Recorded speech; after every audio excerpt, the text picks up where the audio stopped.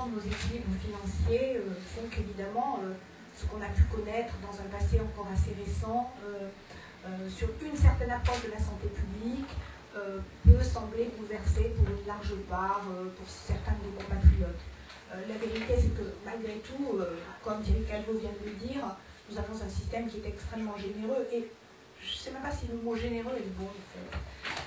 C'est un système qui est quelque part fondé sur une forme de loi de tirage, qui solvabilise au passage pas mal de gens, il faut le dire, enfin je ne veux pas être désagréable, mais qui solvabilise des professions, et qui du coup a cela de dangereux que d'une part,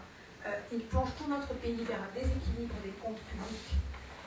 qu'un jour on va payer, alors là pour le coup, très cher dans un réveil assez douloureux, et c'est maintenant, si vous voulez mon avis, le réveil, mais ça c'est un autre sujet qui est peut-être un peu plus politicien, donc je le garde pour moi.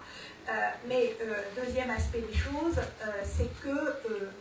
on oublie que les risques en santé sont en train de changer. Que les risques qu'on a connus par le passé et auxquels on s'est habitué, qui nous ont conduit progressivement à avoir, je dirais, une espèce d'engouement pour la réponse en santé immédiate, pour la réponse, je pose une question parce que je pense être malade et donc j'attends une réponse, un soin et une guérison. Cette vision-là des choses, cette vision de la santé publique évolue. Elle se transforme. C'est ce que je disais tout à l'heure,